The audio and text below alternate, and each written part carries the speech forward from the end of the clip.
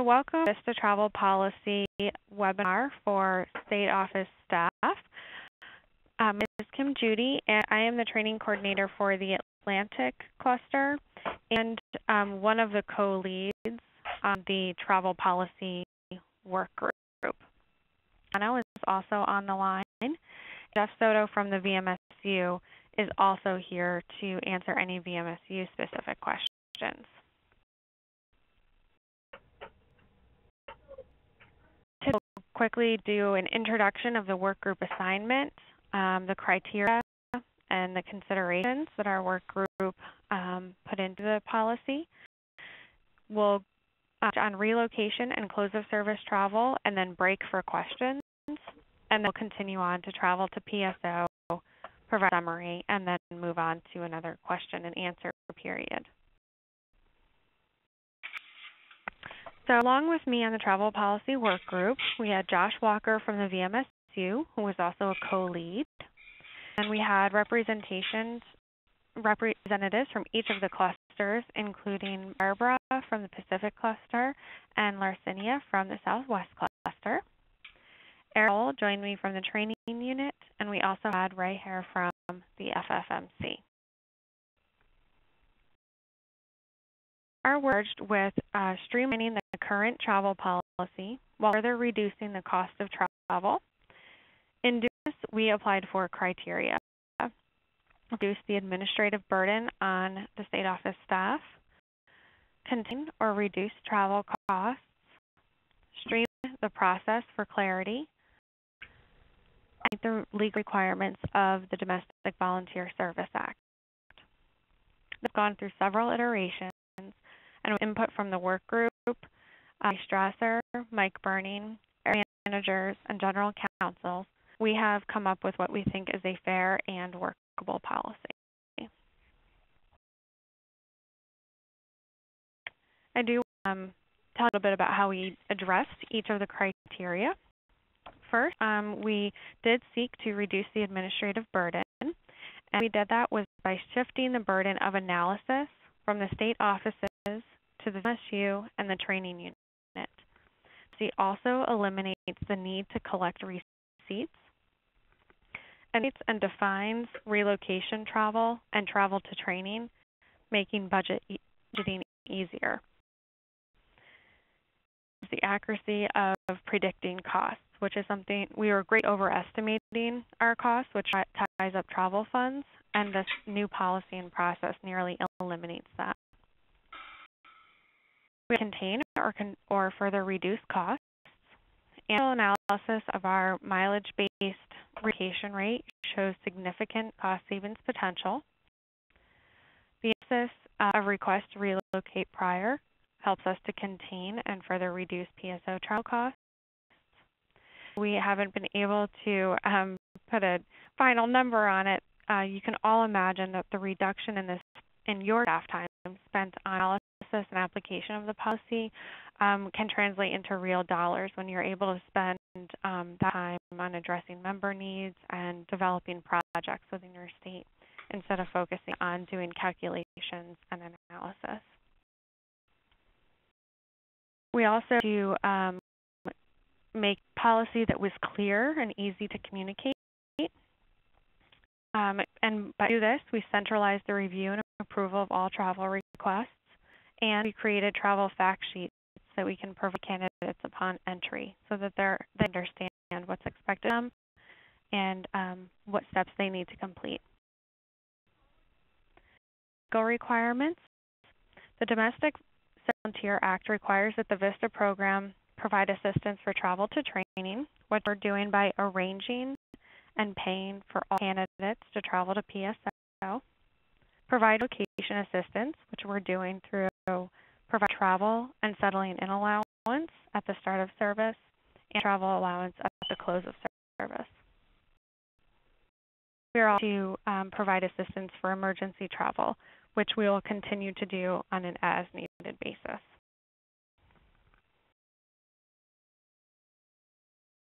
To assist the process and our policy, our group developed and sent a travel survey to all VISTAs who attended PSO in August 2011. 134 VISTAs who responded to the survey. Of 134 VISTAs, 193 relocated to serve.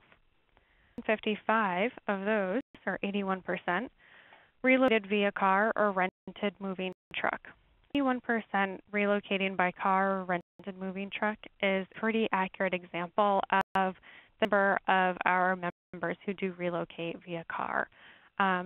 Near all of our members relocate via car. We only have about 20% who actually relocate via travel. This relocate via car or rented moving truck and would be collecting mileage are not affected by the change in process. When we ask participants in the survey they would prefer to purchase their own travel or have VISTA purchase their relocation travel, 85% responded that they prefer to purchase their own relocation travel and reimbursed at a later date. When purchasing their own relocation travel would result in an inability to serve, only 11% said yes. We can provide assistance for these folks. Nearly respondents said that their major concerns were the length of time it takes to be reimbursed for travel expenses and the clarity of the policy. Not understand how their reimbursement was calculated. The new policy and procedure greatly assists in reducing the time it takes to process reimbursements, and the centralized review and approval enables us to clearly communicate the rate and the process to new candidates. When in this policy, we took a look at the following considerations into account. These align with the General Services Administration's expectations for federal employees. All travelers travel in the most cost-effective manner available. And that travel assistance provided through the corporation and the VISTA program may cover all expenses or remove all inconvenience a traveler may incur, but it does provide a reasonable allowance for the cost of travel necessary to enter service. Additionally, the work group agreed that before committing to relocate to serve, relocate to serve in VISTA should weigh the professional and personal costs against the benefits of relocation when accepting the position. And understand that relocation is intended to match the best candidate to a specific position to benefit the project and the community. Stated their way, the purpose of providing relocation support is to attract candidates with the right skills in the right position to serve the community. This suggests that we should be questioning the motivation of a relocating candidate or justifying a sponsoring organization's reasons for selecting a nationally recruited volunteer. Rather, provide the framing of the policy and the context in which we made decisions regarding how best to support our service communities and our members while taking into account the budgetary constraints that we face.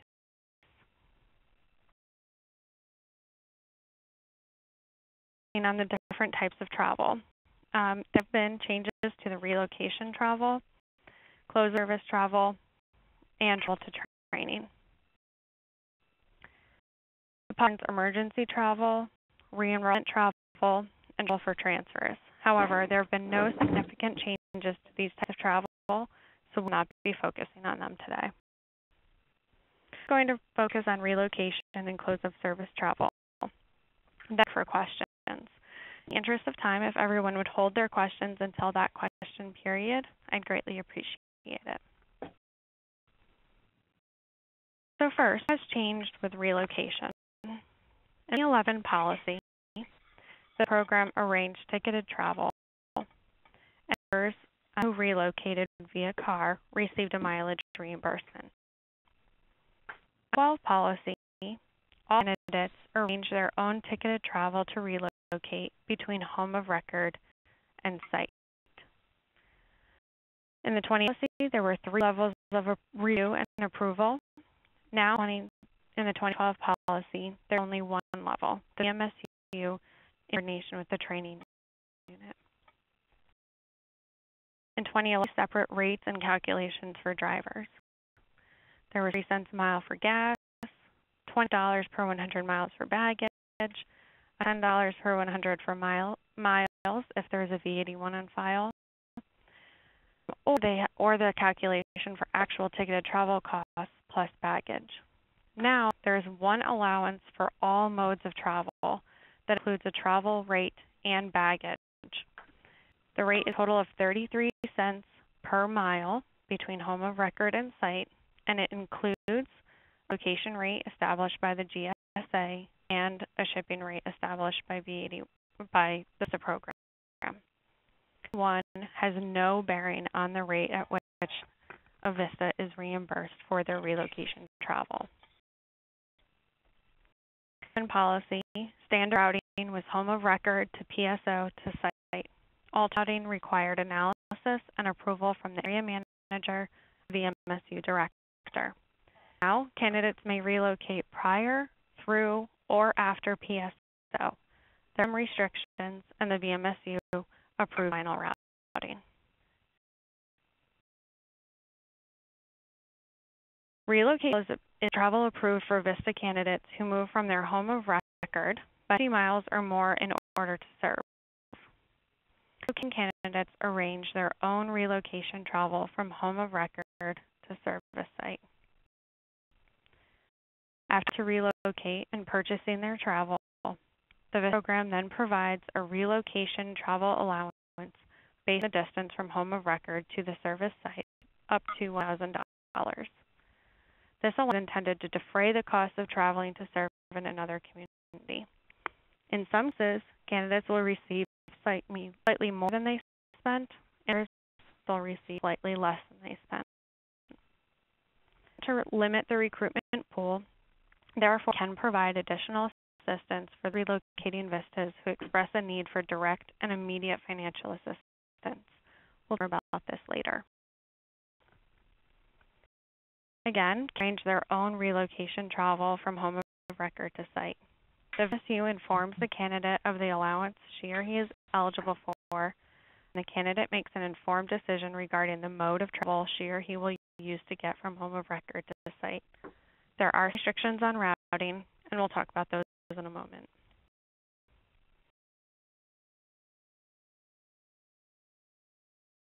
The relocation travel allowance is 33 cents a mile between home of record and site, not to exceed $1,000. It is comprised of the relocation mileage rate set by GSA, which is currently 23 cents a mile, and a shipping rate, which is 10 cents a mile. The VISTA does evaluate this rate semi-annually, and the 23 cents will increase or decrease based on the rate that the GSA assigns.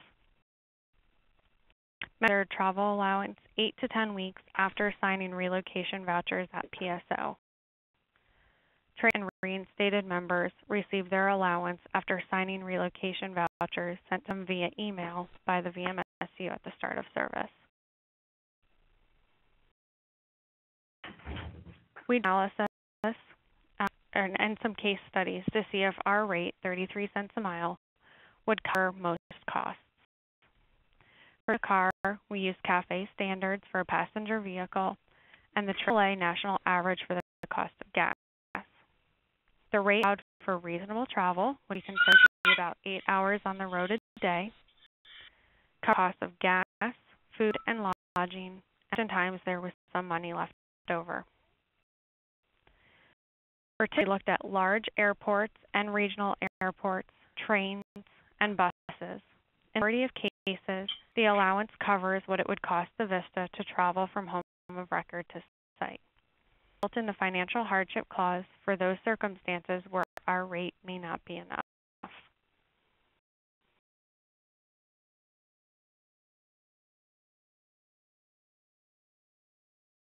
The process of requesting relocation travel is the candidate fills out the Relocation Travel Form. We used to call this form the NRV form or the Travel to Service Site form.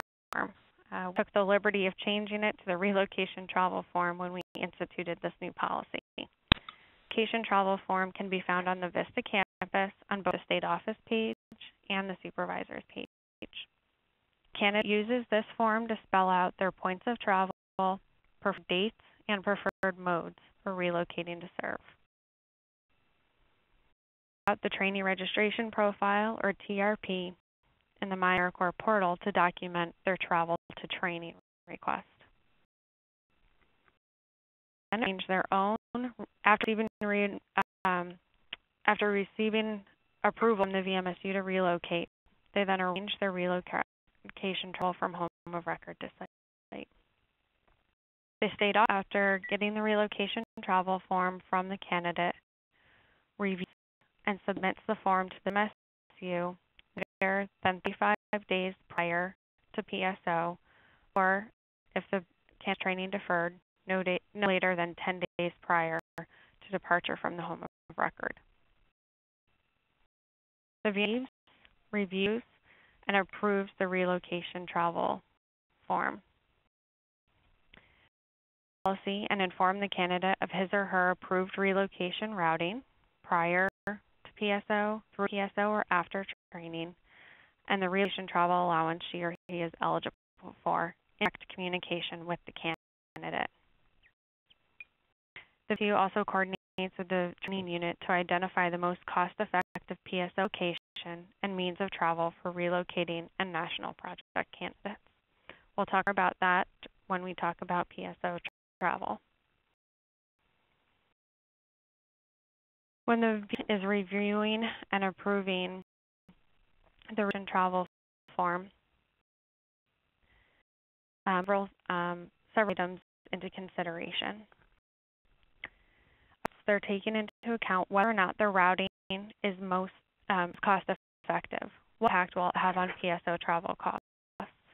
Is hitting prior going to result in less expensive PSO travel costs, or vice versa? Second factor is adherence to the policy. Is it relocating 50 miles or more? Is the candidate requesting to relocate prior to a restricted state? Or did they relocate prior to being approved and placed as a VISTA? Whether or not a candidate could attend a PSO outside of their cluster to reduce travel costs. Again, we'll talk about that more when we talk about PSO travel.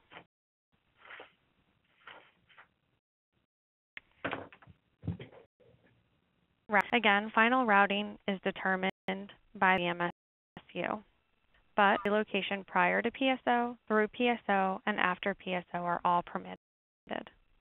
Some financial considerations when are relocating to specific locations. So restrictions on time limits around travel and unauthorized travel.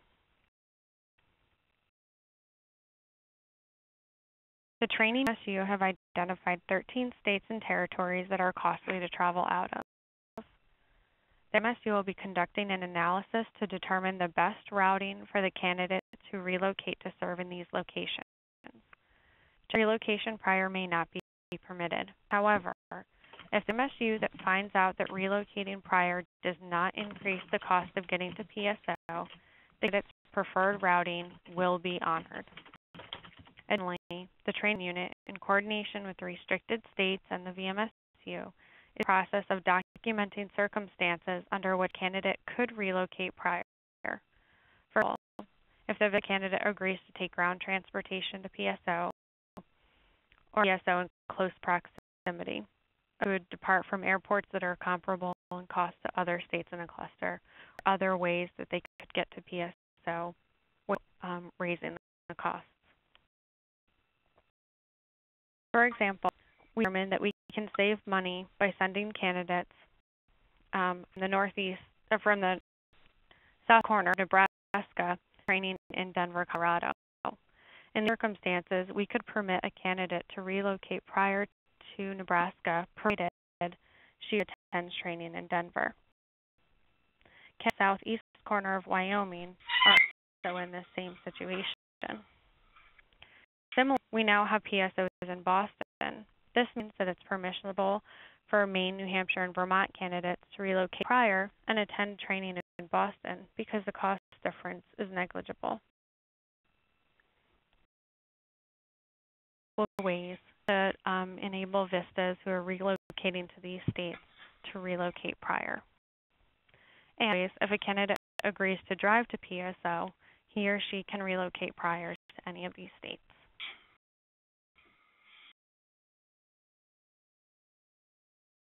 As I said, restrictions on time limits. Candidates who request to relocate prior to PSO may do so at any time after the candidate has been approved by the state office to be accepted into the program. If the candidate relocates prior to state office approval and placement, they are not eligible for relocation travel allowance or the settling in allowance. They are treated as a locally recruited volunteer. They may only travel after you have approved their application and placed them in a portal. A candidate who does relocate prior may establish residency, but may serve at the sponsoring organization unless she or he is trainee deferred. Members to relocate after PSO will be permitted reasonable time to travel safely and directly to the project site from home of record or PSO. Travel time shall not exceed 5 days after PSO. The final unauthorized travel. The candidates do not receive written approval from the VMSU to relocate. These candidates have the following consequences. First, they do receive their full relocation allowance, which is 33 cents a mile from home of record to site. However, they will be responsible for arranging and paying for their own PSO travel. They will be reimbursed for PSO travel not to exceed the most cost-effective mode of travel and routing established by the VMSU. If they fail to arrive at PSO on time, they are subject to deselection. Let's say a who lives in Chicago, Illinois, has requested to relocate prior to in Miami, Florida, and attend training in Atlanta. In the review process, the VMSU tells the candidate that she is approved to relocate after attending PSO in Chicago, Illinois. If the candidate ignores this approval and relocates prior, she receives her travel allowance from Chicago to Miami. She will arrange her own travel from Miami to PSO in Atlanta, Georgia, and only be reimbursed up to the cost of what we would have paid to get her from her home in Chicago to the PSO in Chicago.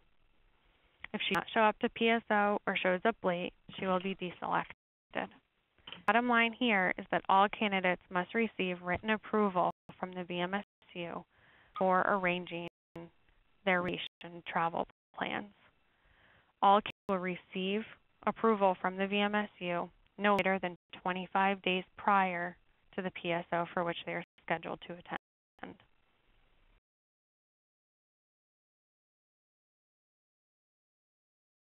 Earlier, candidates who relocate drive from their home of record to site.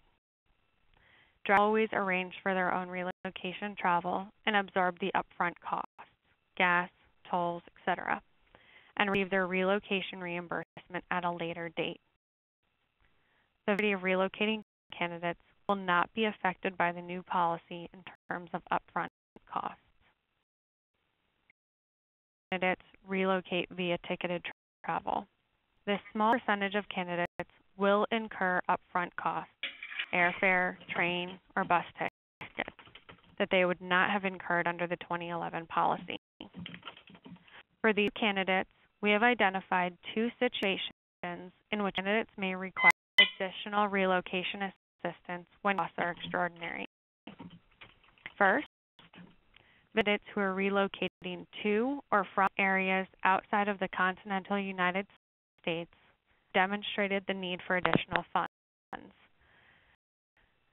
receipts, or other documentation.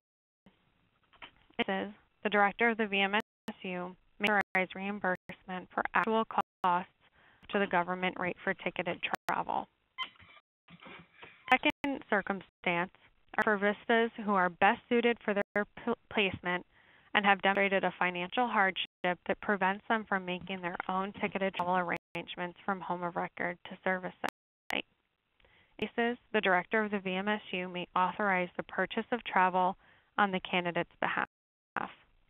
Travel dates, modes of travel, and routing are set to the discretion of the director of the VMSU. The candidate forfeits Relocation Travel Allowance for relocation travel.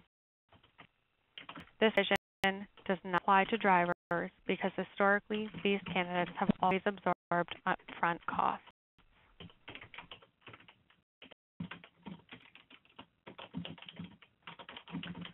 A little bit about close of service travel. It's close to relocation travel. In the beginning of service, members arrange their own travel back to home of record at the end of service. The relocation travel allowance at the end of service, which is 53 cents a mile between the site and home of record, not to exceed $1,000. Did 45 days in advance of close of service. Members receive allowance 8 weeks after the voucher is turned into the VMSU. So close of members will receive their voucher via the My AmeriCorps portal, sign it, and return it, and then they'll get their relocation travel allowance 8 to 10 weeks later.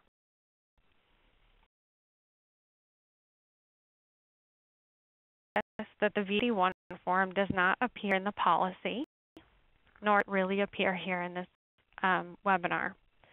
That is because it is no longer tied to the reimbursement rate if VISTA is eligible for.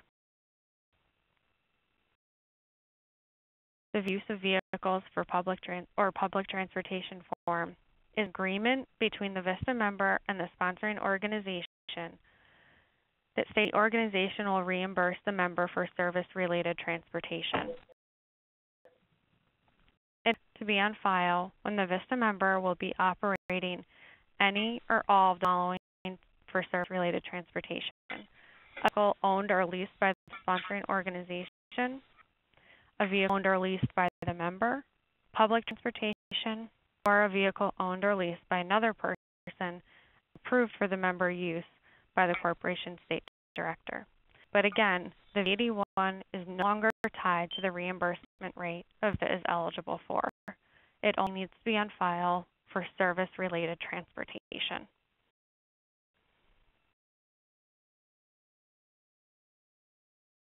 Noticed that the settling allowance is absent from the travel policy, and that's because the travel policy does not affect any changes in the settling allowance. The criteria remains the same. Can you relocate 50 miles or more from the home of record to the service site are eligible for the settling and allowance. The rate is up to $550 as determined by the CSO. This is keys in the approved amount in the placement screen in the staff portal, and then it's received the benefit in their first paycheck.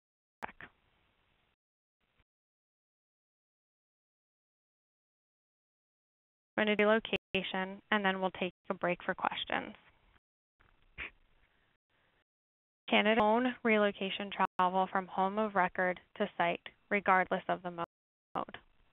VMSU reviews and approves final routing in direct communication with the candidate.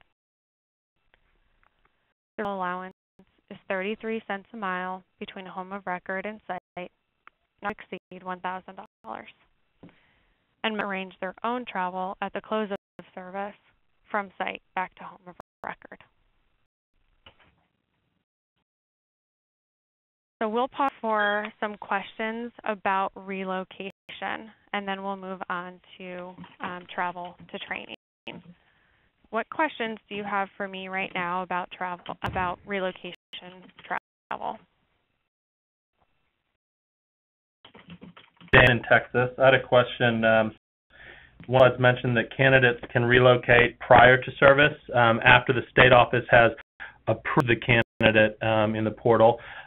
Is it approved and placed or approved? Different steps. Approved and placed. So once you've determined that they are an appropriate candidate and place them in their project, they can start formulating their relocation plans and submit their relocation travel form to the VMSU for final approval before moving. Thank you. You're welcome.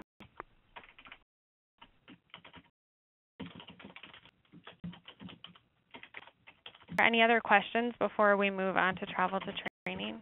Hi, this is Leroy. You mentioned the corporation state office will the selling in allowance, $550. I mean, is that if they're approved for the selling in allowance, or are we to determine the amount of the selling in allowance? This policy does not change the selling in allowance rate or the process for that rate. State offices have the authority to give up to $550. We have some states who have determined that individuals relocating to certain areas of the state do not need the full $550. They only give some portion thereof. I know New York does that. I'm not aware of other state offices that do it, or specific state offices that do it, but I do know of at least New York, and I think there's others who do that. So you can give up to $550 for you to make the decision. I have a question regarding the policy compared to the new policy. I understand that now everyone would receive 10 cents, and that 10 cents includes the support they'll receive for miscellaneous and the support that they're receiving for shipping? Everyone who is relocating to serve will receive 33 cents per mile for miles between home of record and site. The third is a combined rate of 23 cents a mile, which is the GSA rate for relocation. And we've added an additional 10 cents per mile for a baggage allowance. But it's a total of 33 cents a mile and really can be used however the VISTA determines she or he wants to use it. So as a relocating VISTA, I'm told by the VMSU that I'm eligible for, say, $460 for the mileage between my home of record and site. I can then make a decision about the mode of travel that I want to take from my home of record to my service site. And if it costs me that full $400 and some odd dollars, that's fine. If it costs me less, that just means I'm getting back than what I paid out of pocket, and I can put the balance towards, shipping my baggage or anything else I want. So let's see if I understand, because I have a member who's already been planned for July. She's coming from New Hampshire to Los Angeles. So in her case, she'll receive this 33 cents. And the 33 cents is including her mileage and the shipping allowance. Yes. What about $10 per mile that people would have received in the past for miscellaneous? The $10 per 100 miles was tied to the V81. So if a car was required for service, we were giving people an additional $10 per 100 miles. We have basically disassociated the V81 from travel policy.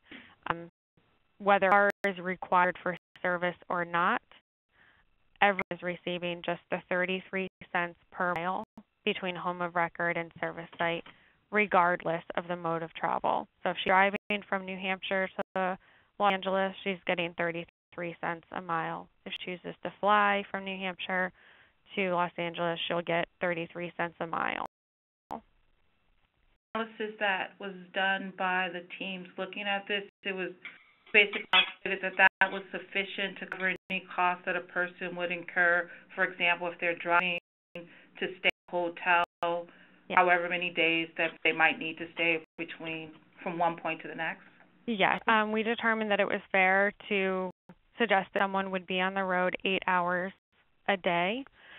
So when we broke it out using the CAFE standards for miles per gallon and the AAA rate for average cost gas, we found that the 33 cents a mile rate did get someone by car from their home to their site and covered the cost of gas, lodging, meals, and there was typically money left over if they needed to ship things on top of having things in their car.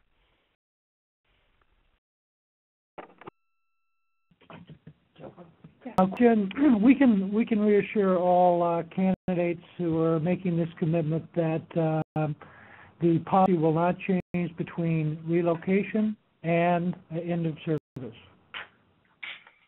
I think that this is policy has been valid for the past 6 months. We have found a policy that is workable and fair. So I don't anticipate this changing over the next year. I don't want to guarantee anything because I'm sure I might have thought the same thing last year. And as we're seeing, we have changed the travel policy, and it is effective for members who are closing service as early as June 1. I don't want to make any of those guarantees, but that's certainly our goal, is not to change this policy again. Our goal is always to support our currently serving members to the best of our ability.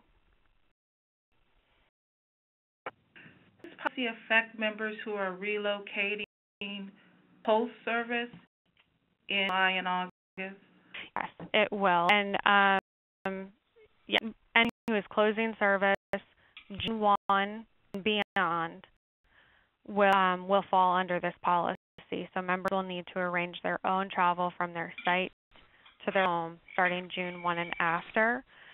We have sent notification to those members. Following this call, I'll send you a copy of the email that was sent out, letting them know of the travel change and letting them know of the rate change so that they understand what their responsibilities are. MSU has already started fielding some calls and questions about it, and we are providing additional support as needed to those members because they didn't get a significant amount of time to plan it and save. So VISTAs who are requesting financial assistance or requesting that we arrange their travel back to home of record are taking the request into consideration and making accommodations where needed.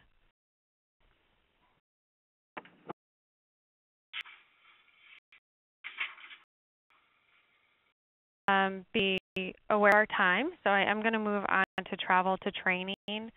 There hasn't been too many changes to travel to training, so the next couple of slides we'll go through fairly quickly, and then we'll have another 10 or so minutes at the end of the call for any more questions that come up. So with travel to training, again, like I said, there haven't been too many changes. On 2011 policy, the VISTA program arranged and paid for ticketed travel to PSO. Drivers are reimbursed for mileage. Under 12 policy, there really are no changes. The only slight changes that with relocating VISTAs, instead of purchasing their travel from home of record to PSO to site, we're now arranging and paying for their ticketed travel from their home of record or site, whichever is most cost effective.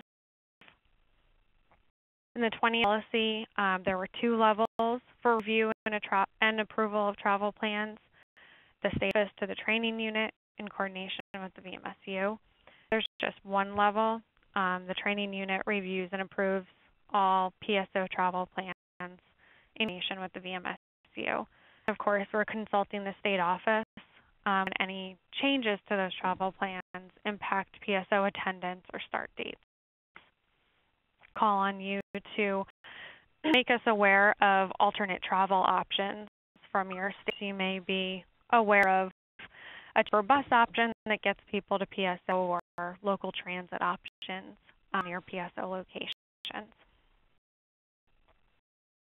Reimbursement go, there really are no changes at all. The VISTA program arranges and pays for ticketed travel for all candidates, and members are reimbursed for their mileage. The mileage rate for travel to PSO remains 23 cents a mile because it's travel to training. Candidates are also reimbursed for any miscellaneous costs like tolls and parking when they're on their way to PSO.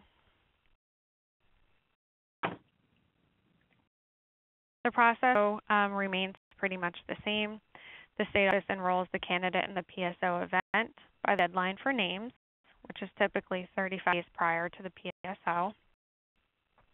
It completes the trainee registration profile in the portal no later than 35 minutes or 30 days prior to PSO, and the VISTA training unit reviews and approves the registration profile.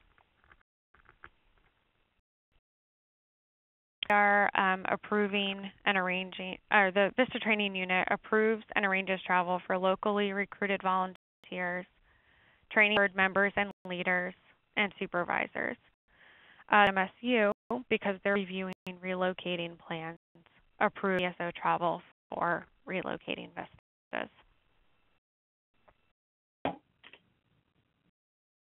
When we're reviewing and approving PSO travel, we are looking at a couple of different factors. First is routing to PSO. It's going to be mostly A to B travel. Local VISTAs will be traveling from home of record to PSO back to home of record, and VISTAs will be traveling home of record to PSO back to home of record, or from site to PSO back to site, which is most cost effective. We also have modes of traveler as well. The tours indicate their preferred modes of travel on their trainee registration profile for travel to and from training. Given the schedules of commercial carriers and fares from particular locations, the mode may not be reasonable or cost effective.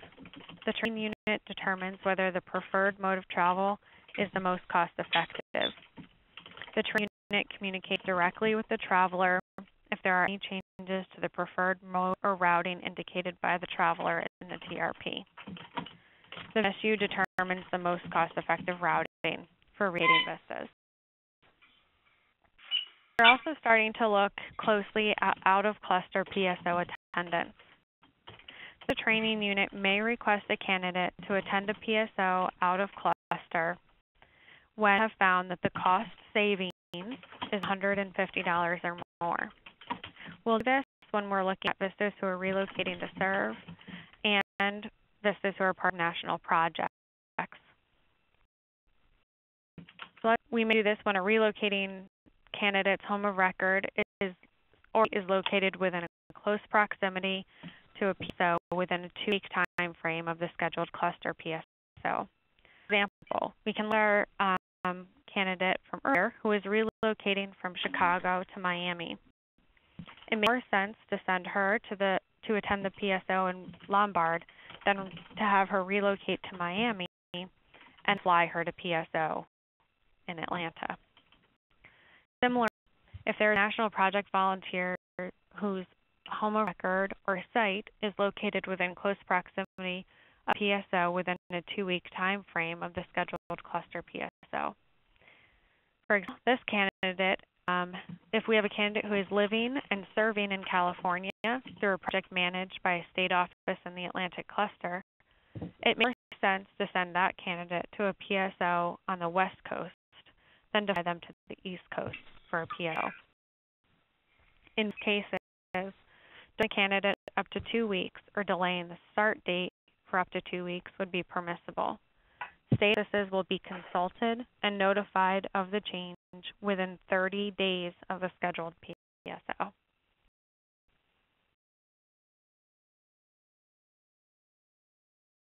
Has not changed. Travelers to the airport, train station, or bus depot receive reimbursement at the current VISTA mileage rate for direct route mileage between home of record and the airport or station. For driving, PSO is 23 cents a mile. And drive to training are reimbursed for direct route mileage or the cost of the commercial carrier, whichever is less. Mileage is based on the most direct route from departure to destination point. Travelers are reimbursed for actual travel expenses incurred, such as taxi fares, tolls, or parking fees on their way to PSO. The VISTA program requests receipts in all cases, but requires receipts for costs greater than $75.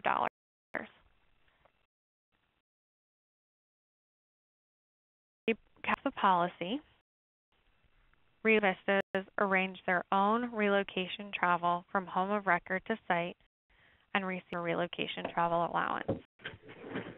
The VISTA program arranges and pays for travel to training for all VISTA candidates and members, are reimbursed for their mileage.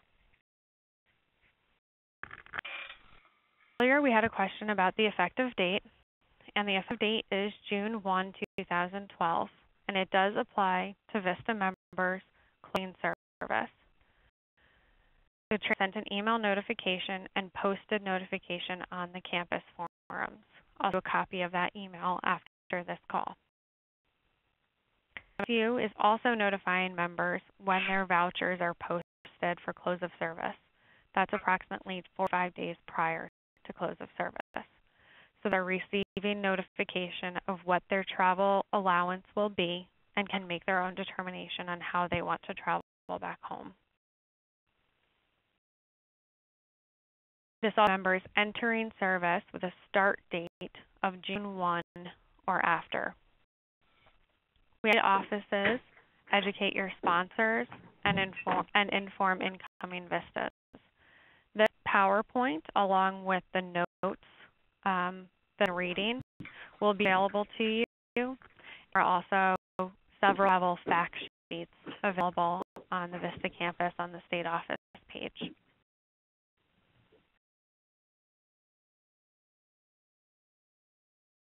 There are others for you. There's the relocation travel policy. There are the travel fact sheets for sponsors and candidates. Again, PowerPoint is available to you. And there's the new relocation travel form, formerly called the NRV form or the travel to service site form. Soon we'll be making updates to chapters 18 and 23D of the VISTA desk reference, the VMSU process document, 7 and 11 of the VISTA member handbook, and of course, we'll be making changes to the TCB course so that members starting service in June will take a TCB course that reflects current policy.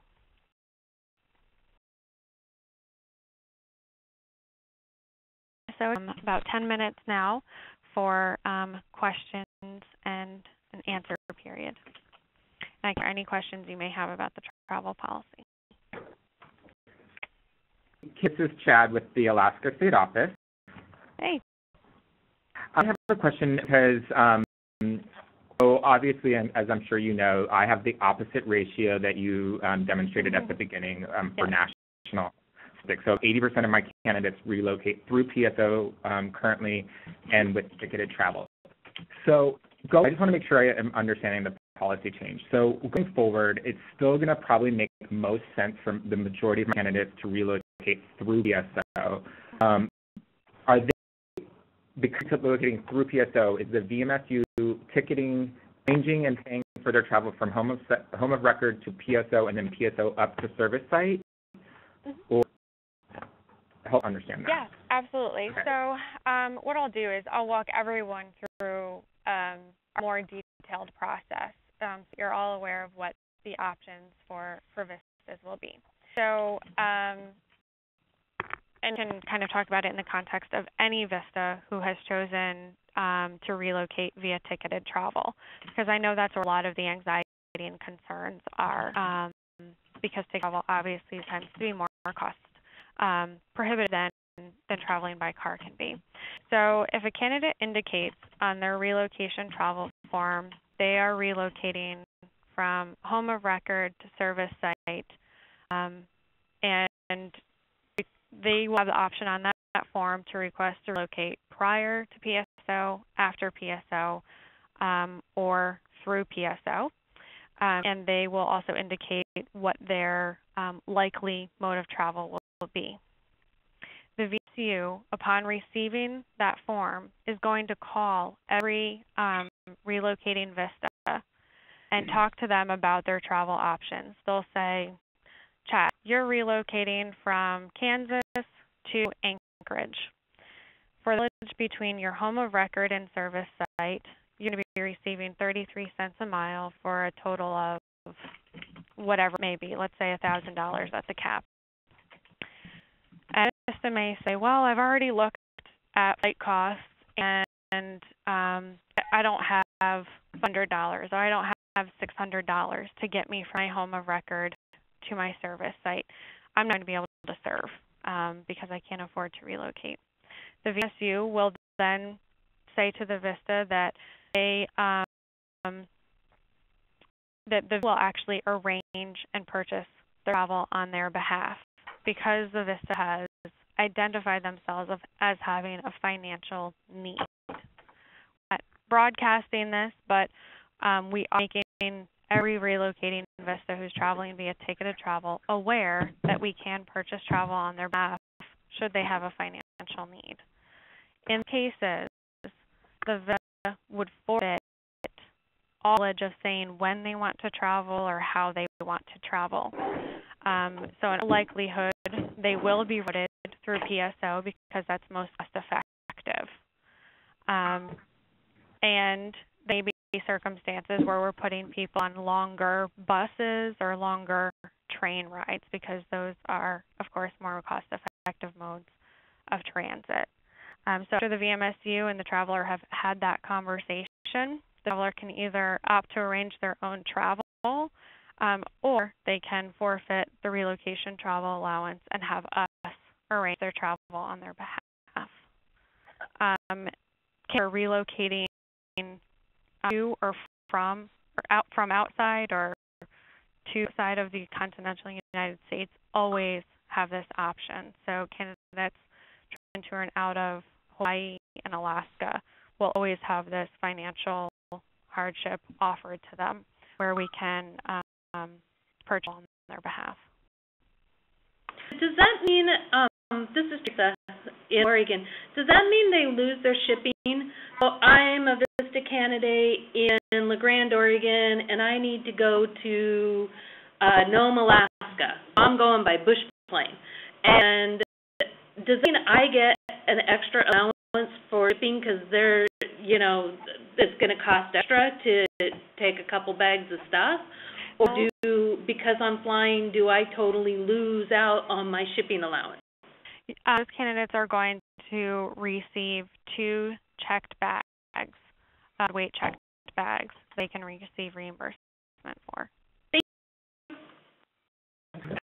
I had one more question, and really more of it's a question / maybe I'm baiting you to just point out something that I've seen that the difficulty of VMSU, which is in many places in Alaska, you won't be able to calculate mileage because there's no road system. So I'm curious if you guys have thought through how you'll determine the mileage rate when McNally and pretty much, except for Google Maps, every other system doesn't produce mileage because there's no.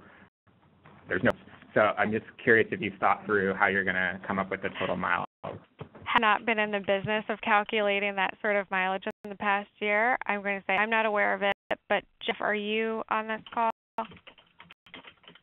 And I was actually talking to Josh about that. I'm not aware of any issues, and I believe Rand McNally does a straight point to point B calculation. Josh, is that correct? This is Josh. Hi, everybody. To my knowledge, I think it does sort of an as the crow flies calculation where there isn't a road.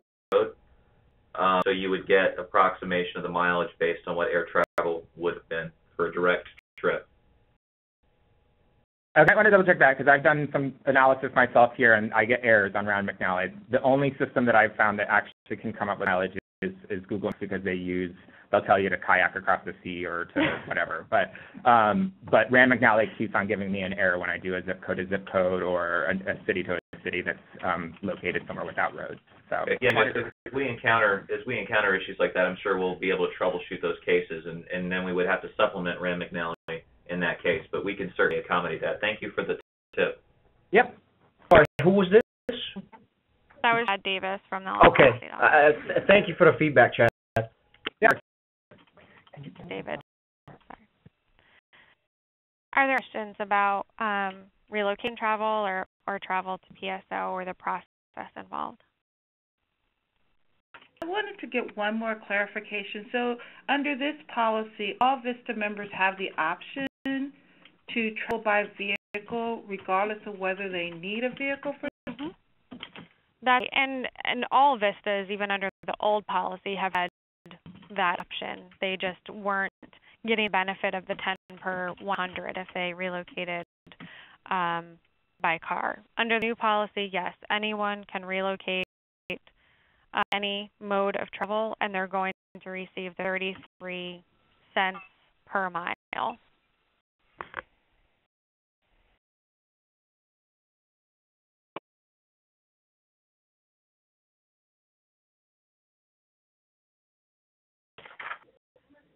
This is in Denver. I know there were a few problems or glitches with the travel form itself. Yes. Have those been fixed? That travel form is causing us more problems than I had before.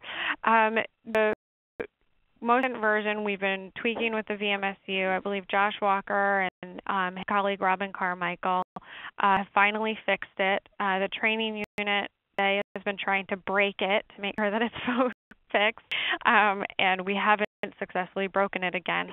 So we'll be posting it to the state office page of the campus likely tomorrow or Monday. It'll be available to you for everyone to use. Email when the new form is up? Yes, there'll be a message that goes out again on Monday, just kind of reiterating the key points of the policy. There's a couple of questions that came up on other cluster calls and some questions that you all have raised that I want to share with everyone for everyone's benefit. So that email or some sort of communication next week will go out updating you on the form, reminding you of the location of the fact sheets, providing you with some good questions and answers, and just some other key points. So keep an eye out for that. This is the last time you'll hear from me. So can I understand that there'll be a fact sheet specifically for sponsors just outlining the policy? There already is, and that was posted on the campus when we issued the policy, I guess it was 2 weeks, seems like a long time ago. So if you refer back to the email when the policy first came out, the link to those, the sponsor fact sheets.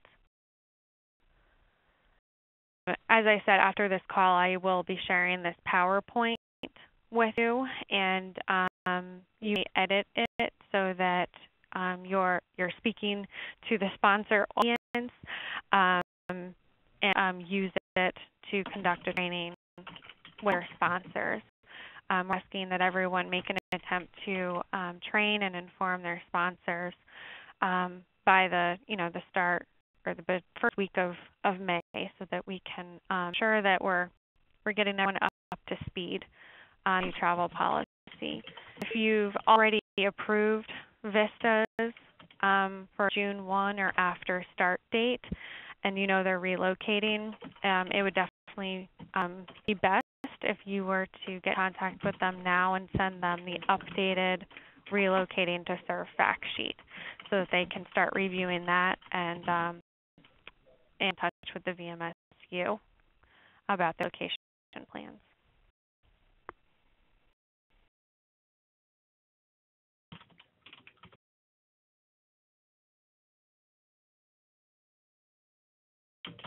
Questions before we wrap up this call?